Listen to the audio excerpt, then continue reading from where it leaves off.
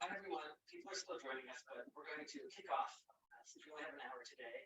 And I want to introduce myself. I'm Warren Hoffman. I'm the Executive Director of the Association for Jewish Studies. And I'm so happy to welcome all of you to this online plenary for our annual conference. We are piloting this online format of the plenary this year to make some of the content of the conference accessible to more people, whether you're attending the conference in person or not. And for those of you who are joining us in Boston, we look forward to greeting you in person in just a few days. The title of today's plenary is Memory in the Time of War, and our moderator is Dr. Mira Sucharov. Dr. Sucharov is Professor of Political Science at Carleton University in Ottawa, Canada. She's the author or co-editor of 5 books, including Borders and Belonging, a memoir, and Social Justice in Israel-Palestine, Foundational and Contemporary Debates, which she co-edited with Aaron Hahn-Tapper. She is co-founder of the Jewish Politics Division at the AJS, and she's the outgoing co-editor with Chaya Halberstam of AJS Perspectives. Thank you for being with us today, and Dr. Sucharov is going to introduce our panelists. Great, thank you, Warren. I'm delighted to be here, and I'm delighted to introduce our 2 panelists for today's plenary. Dr. Jessica Auchter is professeur titulaire, a full professor at the École supérieure d'études internationales, the Graduate School of International Studies at Université Laval in Quebec. She's the author of Global Corpse Politics, The Obscenity Taboo, that was with Cambridge, and The Politics of Haunting and Memory in International Relations with Rutledge, and dozens of academic articles and book chapters. Dr. Auchter is currently working on a project on the visual representation of atrocity. We also have with us Dr. Marta Havryshko. Marta is a director at the Interdisciplinary Studies Institute at the Babyn Holocaust Memorial Center. She's also a Juris Fellow at Basel University. She has published extensively on the gender dimensions of World War II and the Holocaust. Currently, she is developing her book project on sexual violence during the Holocaust in Ukraine. So I'd like to start us off by doing something I often like to do when I think about starting a new project or a new conversation about something sensitive and something complicated. And that's often to think about how each of us comes at this intellectually, personally, socially, emotionally. So I'll just start with a little bit of an anecdote about myself, and then I'll invite you to tell us a little bit more, each of you, about your own subjectivities. So when the Russian aggression on Ukraine began, many of us in North America who had immigrated from that part of the world, and particularly in Canada, where I'm from, many of us came from that part of the world in Ukraine and the surrounding areas around World War I. And I had written on Facebook that there, but for the grace of God go I, my paternal grandfather had immigrated sort of. The family narrative was that he escaped from Kherson. So certainly this could have been us had we survived the Holocaust, of course. And others had said in some writers groups I was in, others had said, not to me personally, but the idea of this, it's not time for you in North America generations later to trauma dump right now. This isn't about centering your own experience as whatever kinds of intergenerational trauma you carry, people like Mira Sucharov and others. This is about centering the experience of people right now on the front lines in Ukraine. So tell me a little bit about how each of you approach this and how each of you think about the role of the researcher and the scholar and the person in conversation, leading conversations about painful issues. How do you think about your own personal roles in the case of the war in Ukraine, in the case of other questions of war and memory? So start with Jessica. Yeah, thanks so much. I mean, this is such an important question. I think that everyone should ask themselves as they engage these sorts of questions of not just scholarship, but how we engage with some of these evolving events. I think I have kind of a unique personal history that led me to some of the academic interests that I have. As a person of Jewish ancestry whose immediate sort of family members immigrated to New York in the early 20th century, I also have sort of extended family that were entirely wiped out during the Holocaust, primarily in Poland. But when I was a child, as I was raised fairly separate from some of these identities. And due to a sort of series of factors associated with family rifts and these sort of things, I kind of emerged as this person of somewhat fractured identity. And I always felt that there was a bit of a missing piece in my own connection to this sort of family history and the larger history and politics of some of the stories of my family members, my extended family members. So I think that originally led to some of my academic interests in genocide, in the Holocaust, which I started sort of digesting from an academic perspective, and led to a lot of the questions that emerged in memory that I applied to other cases. But I think this question of fractured identity, who actually am I? How do I relate to the immediate histories of these individuals? How does that make me uniquely positioned to engage some of these evolving questions and evolving issues? And where does that put me in the context of some of these bounded communities where memory originates? I think that's sort of how I begin, and the orientation that I approach a lot of these questions. Thank you. Marta.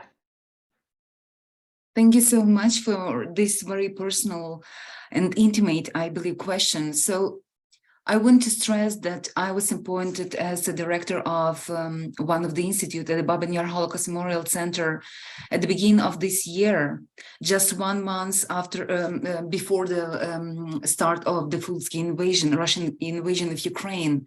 And I, with my colleagues, we developed so many plans, so many educational projects, so many academic projects, and I was really inspired by the fact that I joined the team that could make a difference in Holocaust education, in memory studies. I was so excited, because previously I was really ashamed that Ukraine still having this great memorial that will commemorate the sufferings of Ukrainian Jews and the Holocaust in general. And I was really inspired. And I remember this night on the eve of the of the war, when I prepared my plans, and also I prepared my presentation for Holocaust educators in Yad Vashem. And then I hear this angry speech of Putin. And from the beginning of his speech, I just started to cry, because I realized that this is great, big war, and our work will be interrupted. Our work as Holocaust educators, as Holocaust scholars, as memory agents will be destroyed.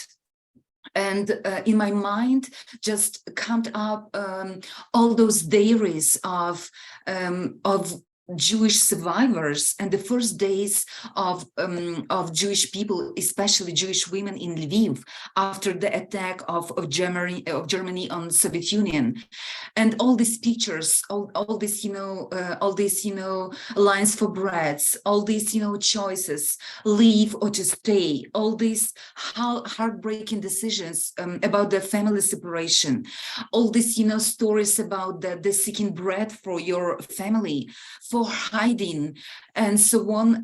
They were really very touching. I couldn't even imagine that those stories of my heroines and heroes from my books and from my articles will be that I will feel the emotions, and I will be forced to observe the horrors of war.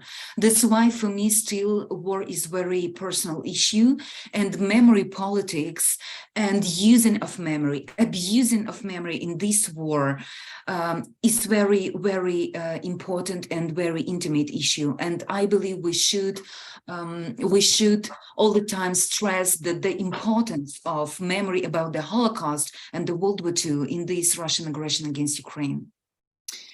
I want to talk a bit about terminology, because something you said now, a term that you raised, which is very intriguing, memory agent. So I'd like you to unpack that a little bit. And I'd also like to circle back to something you had said when we were preparing for this panel over the several months. And there were some terms that you requested we use and terms that you requested we avoid in terms of solidarity with those under attack. So how, as scholars, what are the kinds of terms we should use in the case of, let's say, what's going on in Ukraine, and I'm just deliberately saying what's going on to allow you both to fill that in according to how you think it should be talked about. And I'm thinking of course, about my own area of specialty, Israel-Palestine, where even the term conflict is now viewed by many with suspicion, and I can unpack that in a moment. But first, I want to hear from Marta two things. What do you mean by memory agents, and what kinds of terms would you prefer that we use or not use and why?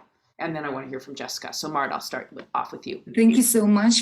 So my position is very open, and from the beginning of the full-scale Russian invasion, I prefer to use Russia's war in Ukraine or Russia's war on Ukraine, because it's about the aggression, and it's about acknowledgement who is perpetrator and who is victim, and also why Russia's and not Putin war, because what we observe nowadays that many people in Russian society actually support this war.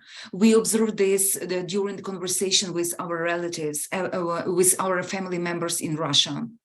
I was struck, actually, I was astonished. I was really frustrated when I listened to Комитет жен и матерей, Society of Soldiers, Mothers and Wives, how they address actually this war. And they complain about the ineffectiveness of this war. They demanded from Putin to be more effective, to punish those Ukrainians who dare to designate their own future. That's why I really believe that we should call this Russian invasion of Ukraine, Russia war on Ukraine and in Ukraine, because Ukrainians didn't demand this war. They didn't want this war. They didn't, despite the demilitarization of Ukrainian society, all the demilitarization was caused actually by Russian aggression in 2014. That's why it's very important what terminology we used.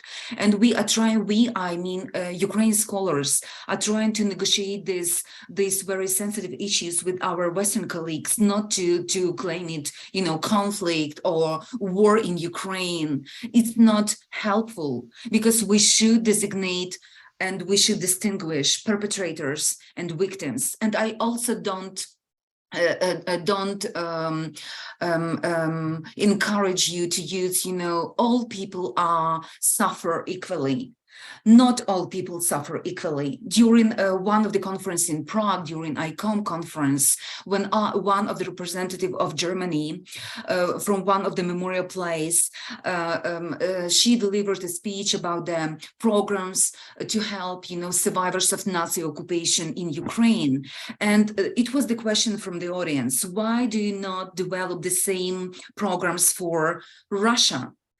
And it was disgraceful for me, because our Holocaust survivors and our survivors of Nazi occupation are dying in basement, without water, without electricity, without heating, without medicine.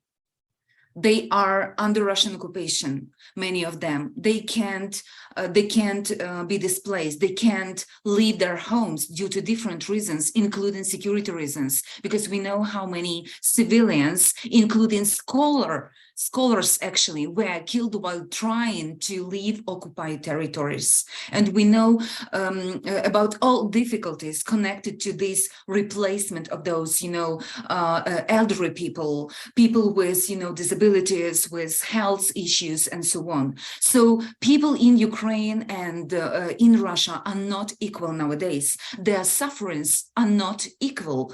And I believe even those people who are now victims of Putin's regime, at the same time could be perpetrators, like those thousands of soldiers sent to Ukraine to kill Ukrainian civilian people, to torture civilian people, especially those who have this very clear Ukraine identity and who oppose Russian occupation, to rape, to loot, to rob, to destroy.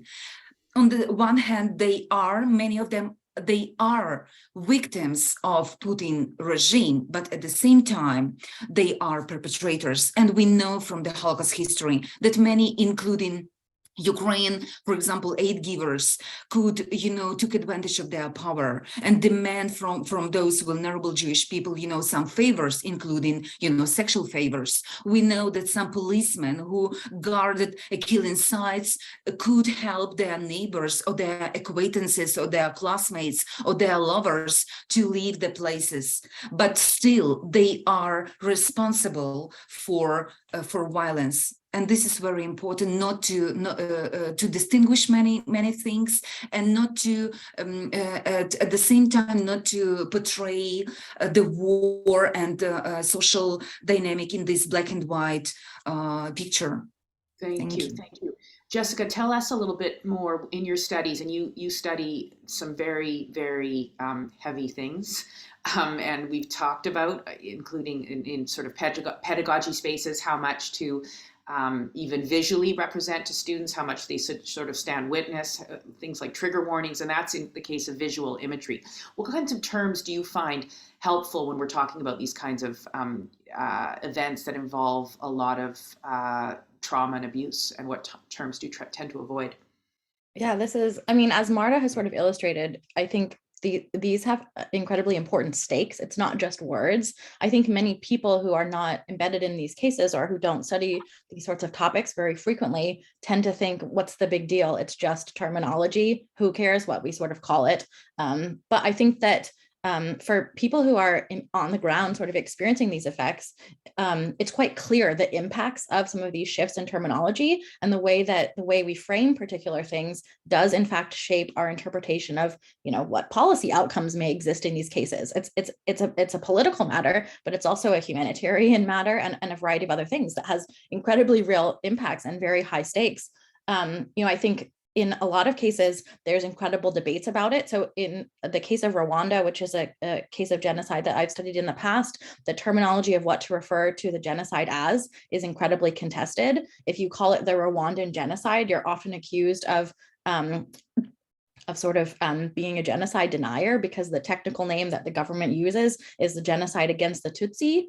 And it's sort of incredibly politically fraught, to the extent that, if you're reviewing an article and someone uses the wrong terminology, people will reject academic articles on these sorts of grounds, or get into fights at conferences and that sort of thing, because the terminology has such a significant impact.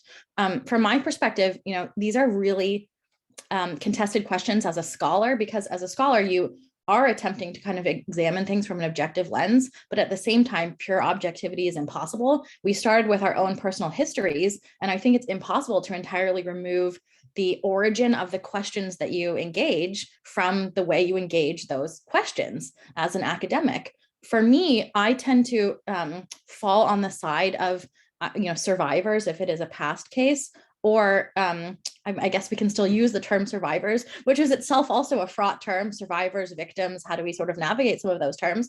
I think individuals that are suffering as a result of these sort of larger political sort of systems or political violence, I tend to fall on the side of how those individuals envision the ongoing events and engage those events. So from that perspective, Marta, as sort of an expert in the Ukrainian case who's embedded in that case, I would adhere to the terminology that she recommends is utilized in the context of Ukraine. And the same thing from the case of Rwanda, that I follow along with genocide survivors more than I would with the Rwandan government, for example, in shaping some of the way that we understand this terminology. And it doesn't mean that there's a homogenous perspective among those groups. And so sometimes you have to navigate some of these gray areas, and it is sort of a bit of a touchy subject. But I think if we ask ourselves, what's the purpose by which we are examining these sorts of issues and events? And my own academic research interest is essentially the politics of dead bodies.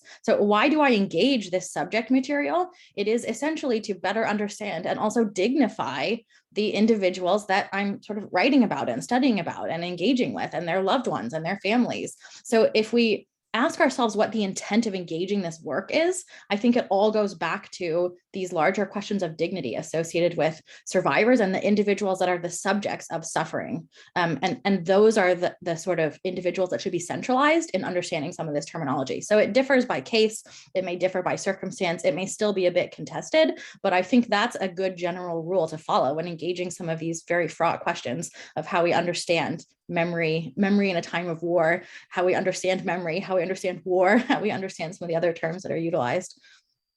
Yeah, very well put, and lots to unpack there. And both of you have touched on certain things that really gets to something else I've been wondering about, and that is thinking about genocide, thinking about how you said focusing on the dead in order to dignify their memory, to dignify the living. It makes me, of course, think about the Holocaust since we are in Jewish studies. And there's a couple of glosses I want to get at here. One is that there's been a pushback over many decades in Jewish studies to focus not only on suffering, but also on life and creative outputs and the arts and literature and more dynamic periods of, or more positive episodes in Jewish history than our lowest point.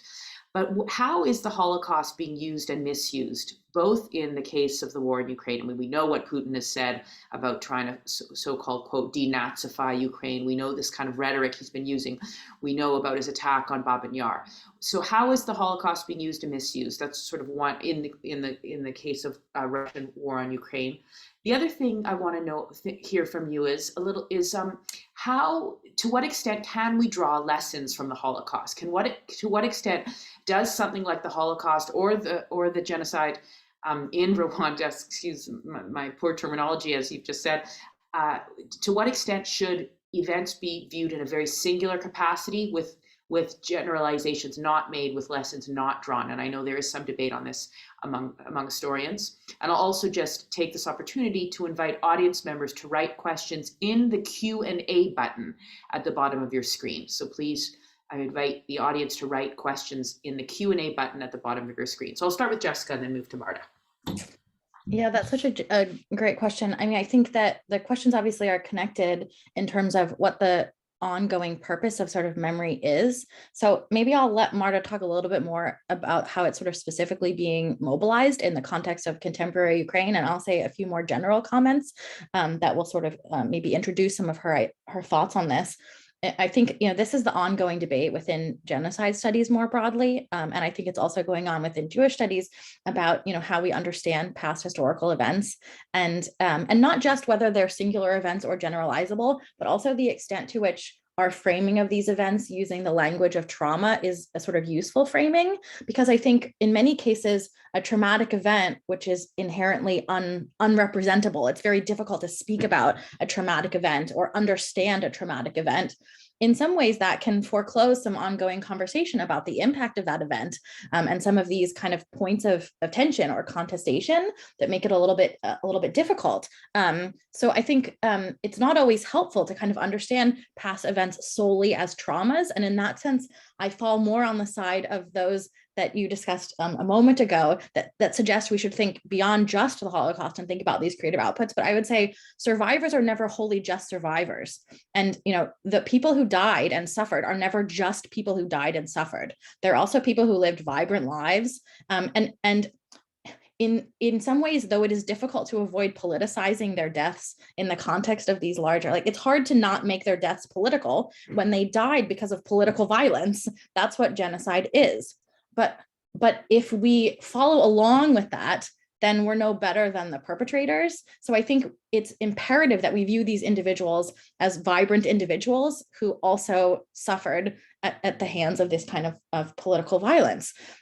So in some ways, to sort of kind of sum up my answer to the question, it's both. Events are both singular, and also we can learn generalizable lessons. Survivors are importantly survivors of political violence, but never just survivors of political violence. We should understand these cases sort of, we should focus on the Holocaust, but we shouldn't just focus on the Holocaust. So it's sort of all, it's or and, it's all of the above. And I know that sounds sort of a bit of a toss away answer, but I think if you are able to sort of centralize the complexity of human beings and the fact that you can have multiple identities coexisting, like Marta was saying earlier, you can have someone, a Russian soldier, that is both a perpetrator and a victim at the same time, then I think it becomes a little bit easier to understand some of these more complex dynamics.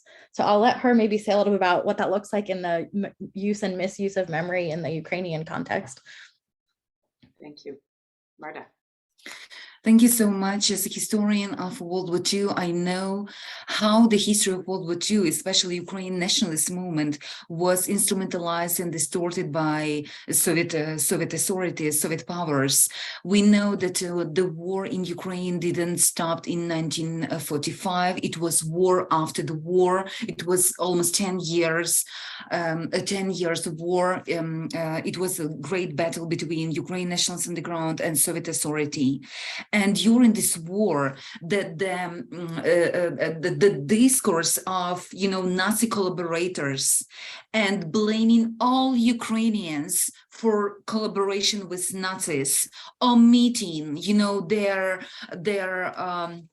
their participation in victory, in struggle with Nazis, omitting, the question of righteousness among the nation, and so on, so on. It was the long Soviet tradition, and now we have revival of this tradition. All people in Kherson, in Donetsk nowadays, in other regions, in Mykolaiv, in Zaporizhia, in Kryvyi Rih, who are speaking Ukraine, who are holding Ukraine flags, only for that they are blamed for supporting Nazis. That's why we have this, we have this distortion of the history of the World War II and the Holocaust. And we know that Russian memory politics is centered on their, World War II, what we call, obsession with victory, победобесие. And in this victory, in this narrative, meta-narrative of victory, the Russians are in the center, not Ukrainians, not Belarusians, not other ethnicities of Soviet Empire, but Russians, and Ukrainians instead are blamed only for collaboration. And we know from the history of Ukraine, several millions of Ukrainians were in the Red Army. We know that Ukraine has a lot of recognized righteousness among the nation. We know that history is not black and white, but this, this precise version, distorted, version of history was used to justify this, cruel aggression against Ukraine, sovereign state, against democratic state. And we know all these, ridiculous claims from, for example, Lavrov. He claimed that, he disseminated this fake about, Jewish blood of Hitler, trying to respond to the accusation how you can, blame Ukraine for being Nazis. Their leader is, a person with Jewish descendant. But also we have, if you follow, for example, the celebration of the great victory this year in Moscow, and this performance, of memory, Immortal Regiment, besides of, the portraits of those who were killed during the World War II in ranks of Red Army. Now people are carrying portraits of those Russian soldiers who were killed in so-called special military operation, meaning war in Ukraine. And they are trying to develop this narrative. But I was shocked actually how Solovyov, the chief propagandist, Russian propagandist, compared war crimes of Red Army, sex crimes in Berlin and in Germany, with the sex crimes of Russian soldiers in the current war in Ukraine. He said it was a fake created by Western propaganda, and now it's also a fake. So they are trying to sell this, fake, narrative about the World War II in terms of this war. And we know that, for example, in 2014, it was the Parade of Shame organized, and it was performance of memory when the members of Ukraine Armed Forces were forced to parade before crowd, and this crowd was, and it was actually parallel with this parade in Moscow, very famous after the defeat of Nazi Germany. So, the memory agents and the politicians in Russia, they are trying to make these parallels, for Russian society, for those supporters in Europe and worldwide, that Ukrainians are Nazis and that they don't deserve, your mercy, your weapon, your help, and so on and so on. But at the same time, we have this obsession about the history and memory of the World War II on different sides. When we analyze the discourse of the World War II and the Holocaust, for example, maybe you know this very famous address of Zelensky in Knesset on 20th March, when he literally said that Ukrainians made their choice during the World War II and they rescued Jews.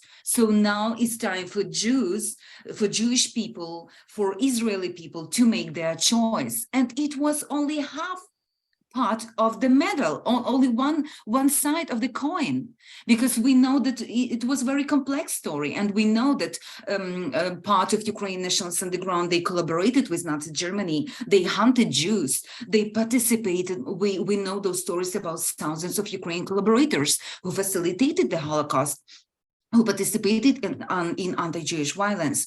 We know the involvement of nationalists in the wave of anti-Jewish pogrom in the summer 1941. So this rhetoric is also, I believe, very harmful, also for Ukraine national identity. And now we have approximately 1,000 people with Jewish origin in Ukraine armed forces. They have their rabbi. So nowadays, many Ukrainian Jewish people, they really identify with Ukraine, and they realize that they are not only Jews, but they are Ukrainian Jews, and they took arms, and many of them are killed in the front line, are wounded. So I believe it's very important nowadays, when we are trying to deal with difficult past, and to start this very honest conversation about their past. But at the same time, we face these, challenges, because we nowadays, many more streets receive the name of Bandera, for example, in Izum, in Kharkiv region, in Vinnytsia, in Dnipro, and those streets were renamed after 24th February. And many people in Ukraine don't want to hear about atrocities of freedom fighters, of members of Ukraine nationalists on the ground. They want to hear about heroes, about those who sacrificed their life for the idea of Ukraine independence. That's why nowadays we have memory agents, many memory agents, like, for example, some media outlets who which prepare now some, programs about the history. And in these programs, for example, when they describe the creation and activity of Ukraine insurgent army, they omit war crimes, anti-Jewish violence, anti-Polish violence, and even violence against Ukraine local population who didn't support terrorist methods of Ukraine nationalists on the ground. And this is problem, I believe, and we should face this problem. But this is direct consequence of Russian aggression. And this rise in numbers of those who support Bandera as a freedom fighter nowadays in Ukraine, it's a direct consequence of Russian aggression. Thank you. Just to add briefly to what Marta just said, if I may, I think that she nicely illustrates the way in which memory politics and invoking memory politics isn't just the purview of the Russian state in this context, that, Ukraine also plays sort of games of memory politics, as most sort of states and actors do. I think, just because states are engaged in memory politics doesn't mean that there isn't sort of some kind of historical truth, at least at the heart of it, even if history of events might be sort of complex and contested and with a lot of gray areas. So I think there's a difference between engaging memory politics and engaging in deliberate sort of misinformation associated with memory politics. It's a distinction that's important to make in this case. And so I think often the Russian government sort of suggests that every state is engaged in a form of memory politics, therefore we're entitled to our own sort of memory narrative. But I think there's a difference between mobilizing historical memory for a particular political purpose, as we see many actors, not just states do, but we're seeing states do that. And the Ukrainian government, I think, is quite masterful at engaging some of these memory narratives, some of the engagement of the Holodomor also, and some of these kind of understandings of of history of victimhood and what that means in terms of what they're entitled to. Marta gave the example of the speech before the Knesset and that sort of thing. So it's sort of like past victimhood entitles one to present aid and that sort of dynamic. So I think it is a great example of the mobilization of memory politics, but we also need to make sure that we're paying attention to the kind of acts of deliberate misinformation that may be involved within certain types of mobilization of memory politics. And that's a distinction that's really important, because often all memory politics is equated with disinformation or misinformation. And I think that's not entirely accurate. Often excavating these kind of complex historical questions is precisely the best answer and the best way that we can engage some of these memory politics or counter some of these harmful or false narratives in a present context as well. Thank you for those answers. I want to invite audience members to please put their questions in the Q&A button. Click Q&A at the bottom of your screen and type your questions in for the panelists. I want to get a little bit about thinking a bit more about state power and how states enact memory, how they conduct memory politics. And I want to think specifically about formal acts of commemoration. And I want to think about it in two ways. One is monuments and museums. And Marta, of course, you're working in a museum that's in process right now, and it has been the bricks and mortar aspect, as you've shared with us, has been interrupted by the war. But it's an important project that I hope you certainly see to fruition. And I'm thinking about when a state has power, and I'm right now in Bethlehem, Palestine, in the West Bank. And 2 days ago, I was in Jerusalem, in West Jerusalem in Israel, and I went to Yad Vashem. There were a couple of things I noticed. One is that there was no Arabic on the plaques that are the informational plaques at the very impressive museum. The other thing I noticed is that Hebrew comes first and then English. So right away, it's telling me that Israel is very concerned with inculcating or educating its next generation. It was filled with high school tours the day I was there. Israel wants its Hebrew-speaking children, teenagers, to learn about the Holocaust. So Hebrew came first, then English. So tourists are almost secondary. Arabic not there at all. So, and that was a little surprising, because you'd think that the Jewish state wants its minoritized Palestinian population to know more about the Holocaust. So I found that intriguing. Right after Yad Vashem, where incidentally I broke down in tears at one very specific part, and this is, I think, gets at what the two of you were saying. It was when I entered the very last room in the museum, the Hall of Names. And it was really, for me, it was about, and as you said, about the dignity, Jessica, the idea of trying to rescue victims from anonymity. And that to me was I mean, it struck me in a way that I wasn't expecting. It was very, very, very emotional for me.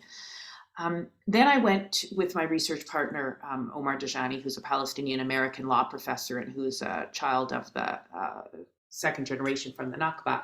We went to Deir Yassin, which is now a mental health center in West Jerusalem in the religious area of Har Nof. And we looked all around. The buildings are still there. The buildings have been repurposed for this mental health center.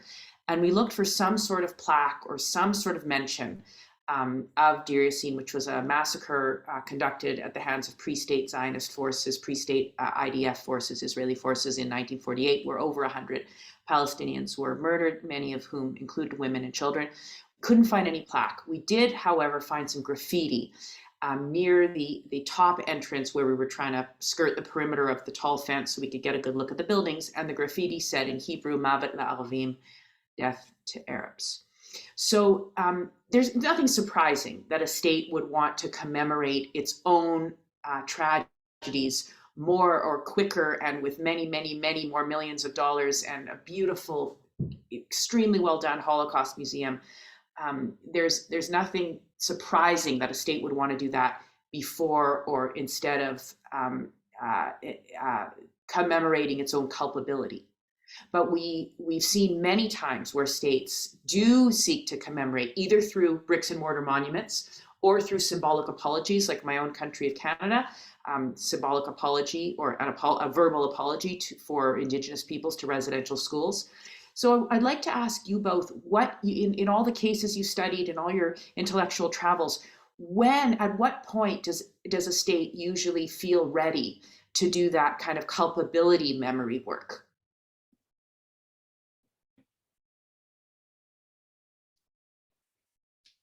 Yeah, that's a big one.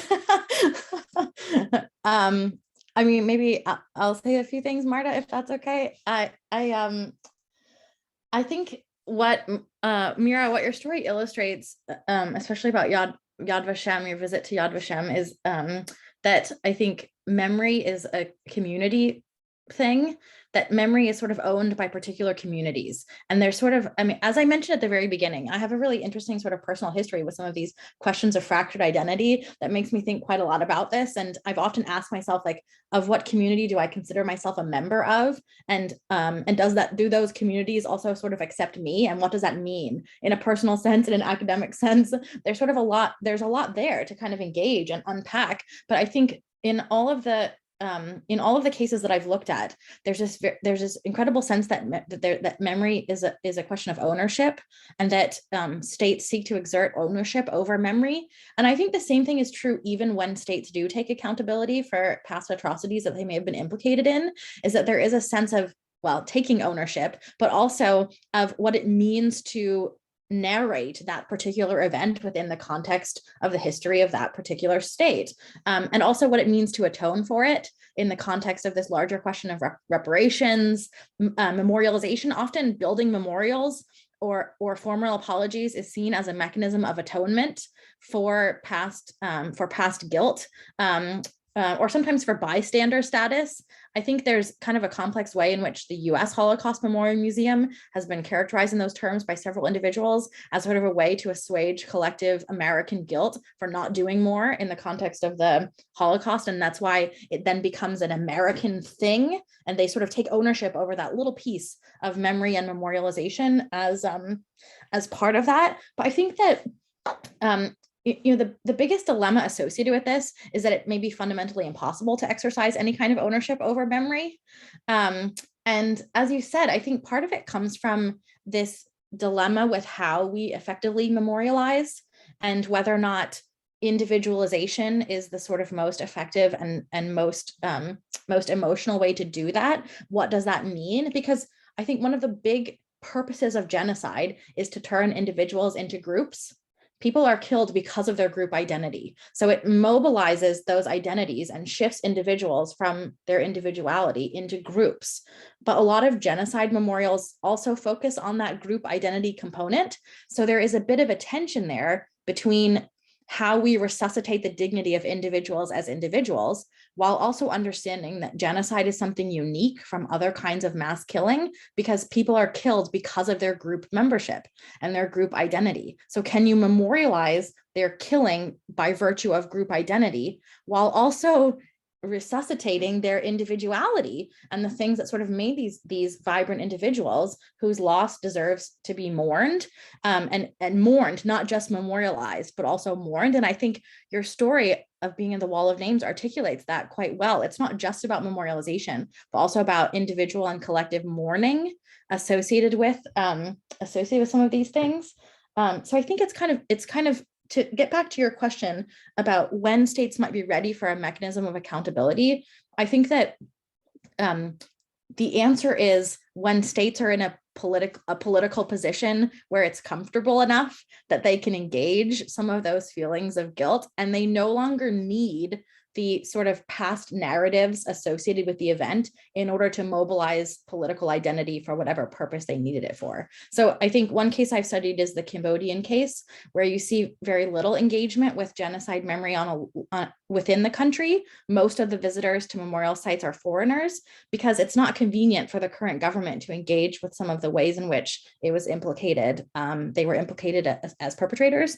And I think the same thing is true with the Rwandan government. They have to memorialize in particular ways and tell a particular story of the event in order to engage this memory in certain ways. And an interesting thing about the Rwandan case is that in recent years, they've started to invite more foreign educators in who are teaching about the Holocaust, particularly in Europe and in North America, to sort of start Holocaust education programs to frame the Rwandan genocide within this larger framework of genocide education, not just the Rwandan genocide as a unique event, to get to some of the previous questions. So I think a lot of it gets down to political expediency, and when states feel like they can practically effectively manage that narrative a bit better. Of course, all these like trails escape effective management. But I think it in some ways is a more practical question about state management of memory, and also about sort of political expediency. Thank you. Marta, did you have anything you wanted to add? Yeah, thank you so much. In terms of Ukraine, we see obvious, after the collapse of the Soviet Union in Ukraine, many people didn't know about the Holodomor, for example, because this topic was forbidden almost in every family. Every family has this, stories of suffering, of hunger, of starving and death from hunger. But those stories were forbidden, repressed. This memory was repressed.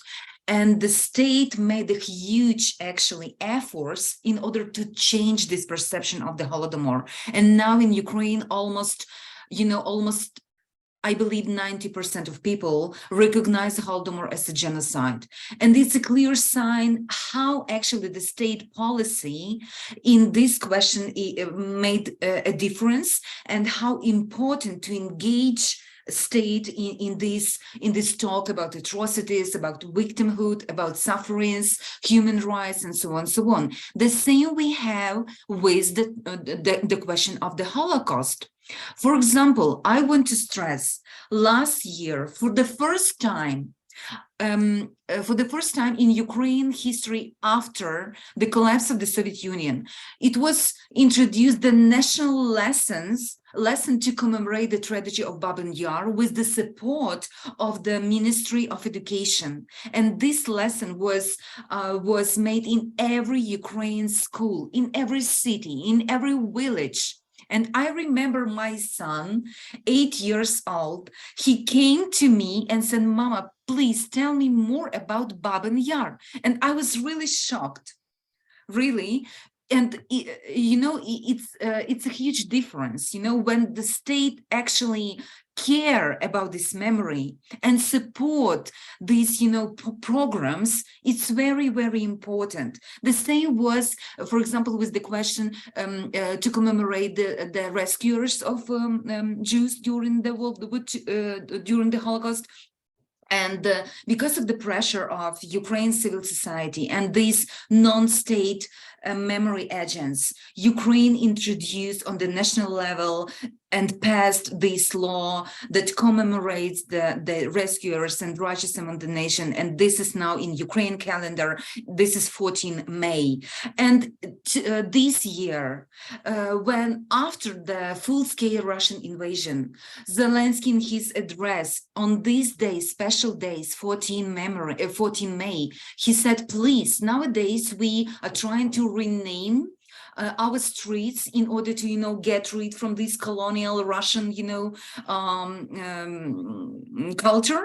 Please rename those streets to commemorate those who rescued Jews. And it was very powerful, I believe. It was really powerful. And my response to the question why state is ready, I believe it depends on the push from civil society. We should have many, many memory agents, and we should have this, vibrant discussion about our values, about the role of history in our national identity, and about the role of memory and history in our future. It's very, very important to have different, memory agents who will compete maybe, but they will be engaged and they will have their voice. They will have spaces for their voice. And in case of Ukraine, I must say that very often Ukraine is criticized by, and its memory politics is criticized by Western partners. And the main message from Western countries to Ukraine nowadays, if you want to be a full member of this European, family, you should deal with your past, this inconvenient, this painful past. And the first very clear sign was when Yushchenko, the president of Ukraine, in 2010, he ordered a title Hero of Ukraine to Bandera. And this move was highly criticized by European agency and European partners. And I believe this pressure sometimes is very important. Nowadays, we observe very similar, discussions in Hungary, in Poland, in terms of, dealing with the inconvenient past. And I believe, I like this question of comfort women, these women, thousands of women who were enslaved by Japanese army sexually enslaved during the World War II. And for decades, those comfort women organized these strikes, demonstrations, they made films, they developed this advocacy campaign and they demand reparations from the state and the official apologies. And it's very, very important to put pressure on the state, to encourage state to give, to acknowledge the sufferings of survivors and victims of past regimes, because it's about responsibility and it's about the future of every precise country. Thank you, both of you, for that. We have 8 minutes left, and so I'm going to raise a few questions that have come into the chat, a few themes. Some of the questions that have come into the chat have subsequently been addressed, but I'll just note them. One thing I also wanted to add, so maybe I'll just give all the themes and then let you each respond in an omnibus way to these various themes and questions. So one thing I wanted to ask, and Marta, when you brought up Holodomor, one thing I was thinking about was the law that part of it, I think the reason why it's now acknowledged as a genocide is that there was a law passed in Ukraine in 2006, yes, declaring it or describing it as a Soviet initiated famine and genocide, man-made, yes, human-made famine. In another way, again, case I'm most familiar with, Israel-Palestine, there was a law passed in 2011 called the Nakba Law. That's a law that has a very different valence. It's a law that says if an organization commemorates Israeli Independence Day as a day of suffering, as a day of tragedy regarding the Nakba, then their funding could be revoked in the event that they're an organization that receives any sort of public funding. If one undermines Israel's identity as a Jewish and democratic state, similarly. So when is the role of law useful? When is it not? Especially when we want to think about free speech or open discourse, is legislation a good way to do it in a democratic context? And I want to get some questions. There was a question about reparations. Some of that has been addressed, but feel free to respond more.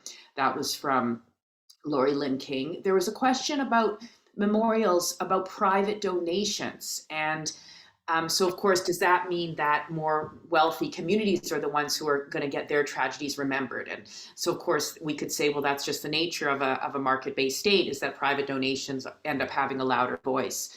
And that is, I'll find out who it was in a minute, who said that here. And that was from, yes, from Edna Southard.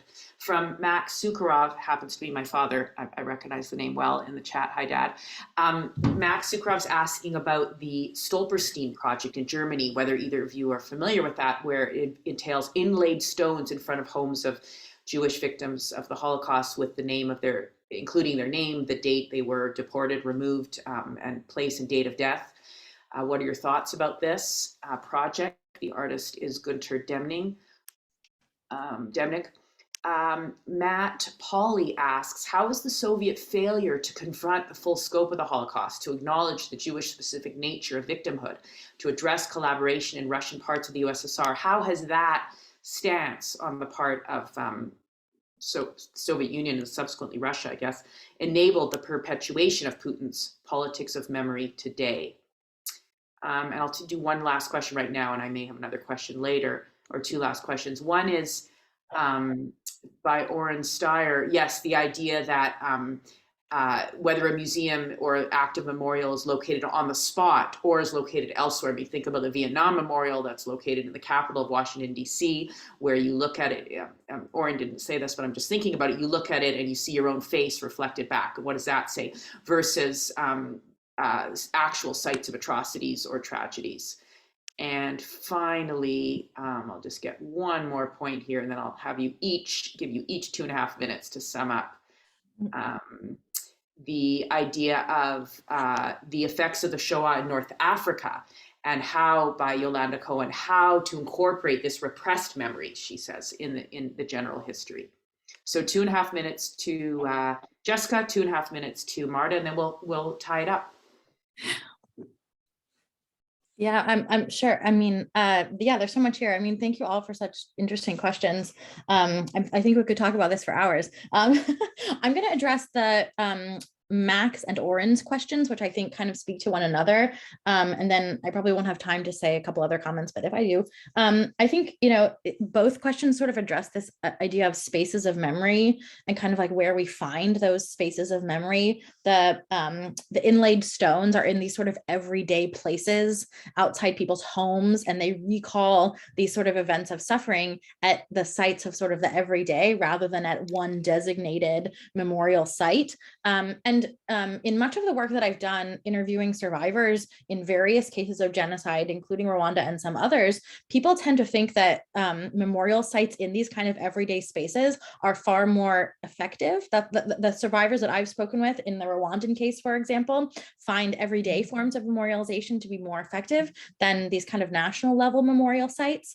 So I think there's kind of interesting dimensions associated with that, particularly because, as Oren's question articulates, we often tend to assume that a site at which atrocity occurred is sort of sacred ground. And as I mentioned, my area of study is dead bodies, and there's this sort of sense like where the person died is imbued with this sort of sacred nature. But I think that's an assumption that we take for granted without really considering fully what that looks like and what that really means, because there's plenty of spaces of suffering that have been repurposed for a variety of other reasons. I remember being in Rwanda outside of a church that was holding church services, and someone told me that that church had been the site of a massacre where thousands of people in that church had all been slaughtered, and it had been repurposed later on back to what it was before as a church, not as a memorial site, as some other church sites had been. So it's kind of interesting, the dynamics under which sites become envisioned as sacred ground or as appropriate sites of memory, and other sites don't. So I suppose I'm a bit skeptical of this idea that sites of suffering are automatically sacred ground.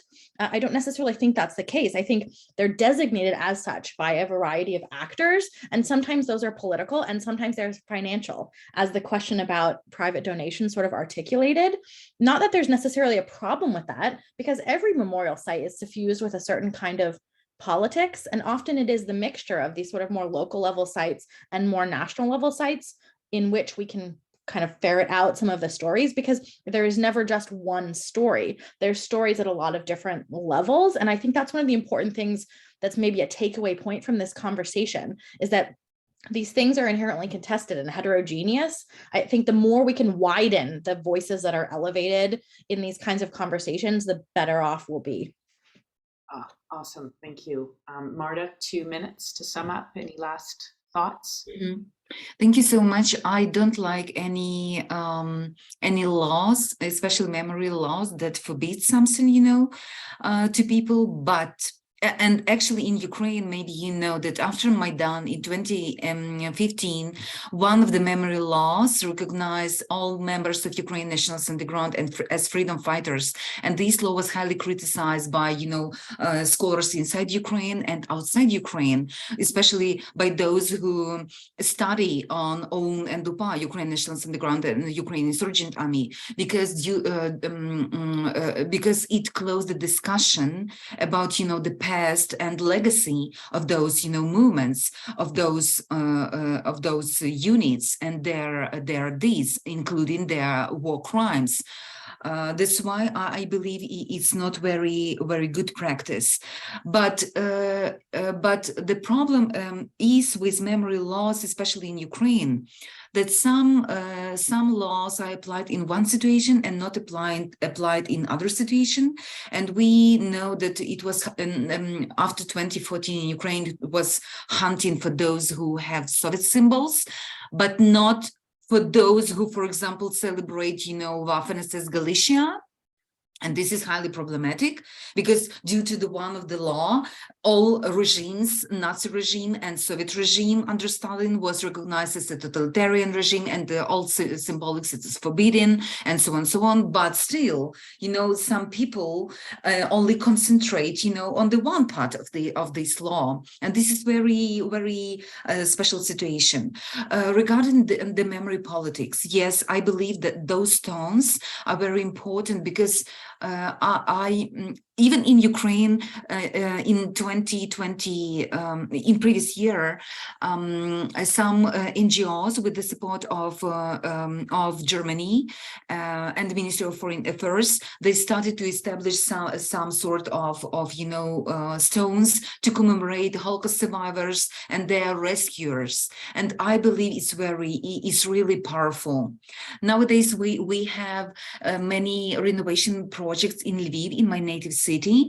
For example, in one of the street, when the names of those Jewish people are put, on the renovated area, and it helps actually people to recognize that this city was very, diverse. And those neighbors, they were Polish, they were Jews, and they lived in the city center. They are not strangers, they are not others, they are our Jews, our Poles, and so on, so on. So I believe it's very important to have very different, memory practices, and to develop, very different. For example, Babyn Holocaust Memorial Center developed these red dots when every person could put a red dot in. It's an electronic project. It's so you can put this dot and put your own story behind this, of your locality, about your personal story, what you know about your city, and so on. So I believe all projects, are very, very important, and we should do different projects. Yeah, great projects to highlight for us to think about concretely how memory is working. And now we are looking forward to a wonderful conference in a few days. And I learned a lot from both of you, and I really appreciate the conversation. Thank you to everyone who came and attended and asked questions and listened, and really helped us think in new ways about memory and war. Thanks you, everyone, and we'll sign off now. And thanks, Mira, for facilitating this conversation with such fantastic questions. My pleasure. Thank you so much, Mira. Thank you so much, Jessica. Take care. Bye-bye.